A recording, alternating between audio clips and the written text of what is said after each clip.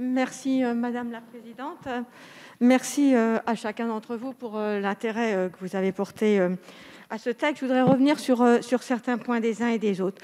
On dirait, à vous entendre, que ce texte porte atteinte aux mineurs. Non, pas du tout. Ce texte veut porter atteinte à la fraude. À la fraude, mes chers collègues. Dans la vie, on ne fraude pas, on ne triche pas, on ne ment pas. J'entendais même Monsieur le ministre qui disait c'est un texte sur les MNA. Non, ce n'est pas un texte sur les MNA, c'est un texte sur la fraude.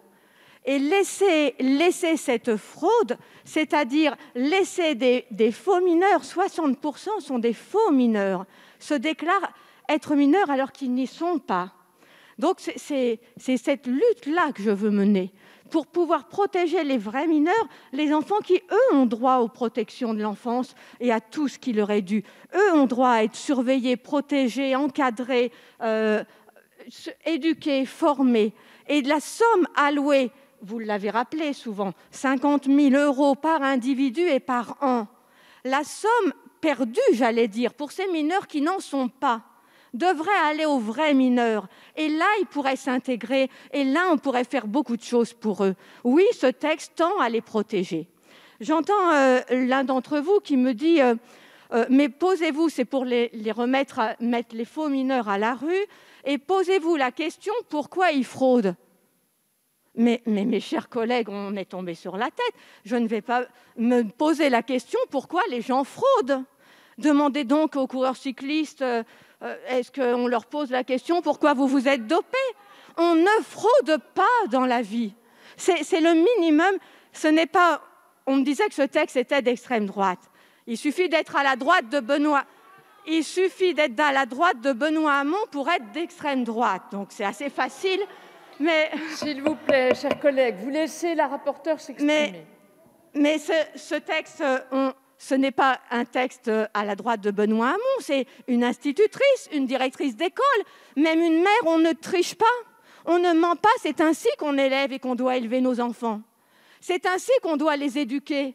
On ne ment pas, on ne fraude pas. Ceux qui me disent « allez vous poser la question pourquoi il fraude », est-ce que vous vous posez la question pourquoi celui-ci a fraudé à la fraude fiscale, par exemple, et est parti dans je ne sais quel pays ? Ah ben là, il ne faudrait pas se poser. Non, je ne me pose pas la question pourquoi il fraude. On ne fraude pas. C'est comme ça. On doit pas, c'est interdit de frauder. C'est interdit de tricher, c'est interdit de mentir. Parce que, pourquoi ? Parce que ça cause des torts aux autres. Ça cause des torts à ceux qui sont honnêtes. Ça cause des torts aux mineurs qui, eux, sont petits. J'entendais parler des enfants en permanence, un peu sûrement pour nous émouvoir. Mais nul ne confond les enfants. Moi-même, j'ai travaillé avec les enfants toute ma vie. Nous sommes bien en train de parler d'adolescents et de jeunes adultes. 95% sont des hommes, vous le dites vous-même, entre 16 et beaucoup plus. Ce n'est pas un texte qui tend à rejeter des enfants, comme j'ai entendu. Nul ne veut rejeter des enfants. Mais des jeunes hommes, et je dis bien des jeunes hommes, qui ne sont pas des mineurs du tout. 60% ne sont pas des mineurs. Ça coûtait 2 milliards aux départements. Ça coûtait 1 milliard il y a peu de temps. Nos départements nous ont alertés.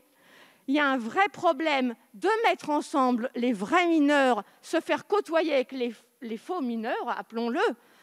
Il y a un problème financier et il y a un problème d'intendance. On ne met pas un homme de 25 ans avec une jeune fille dans les mêmes lieux. Ça pose beaucoup de problèmes. Moi, je préfère qu'on amende et qu'on travaille ce texte. J'entends que les tests osseux ne sont pas fiables. J'ai d'ailleurs fait un amendement pour admettre 2 ans d'erreur, parce qu'il y a 24 mois d'erreur possible. Mais puisque tous vos arguments ont l'air d'être sur cette erreur de tests osseux, alors abandonnons-les complètement. Que faire ? Voyez, le paradoxe qui fait, au contraire, je veux dire au contraire, venir l'extrême droite, c'est par exemple, j'avais rédigé un amendement pour les empreintes digitales qui m'a été refusé.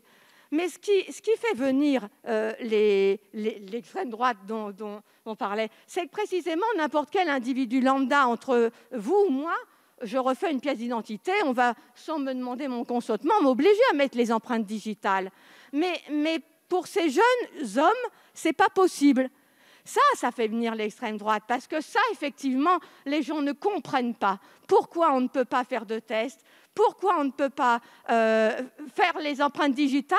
Et pourquoi on les laisse frauder? C'est un texte contre la fraude, mes chers collègues, et surtout pas contre les enfants, mais au contraire pour protéger les enfants et essayer de trouver quelque chose pour aider nos départements et même la France à faire face à ce problème. Je vous remercie. Puissions-nous travailler ensemble sur cette situation. Ou bien ne rien faire, c'est l'accepter. Je vous remercie.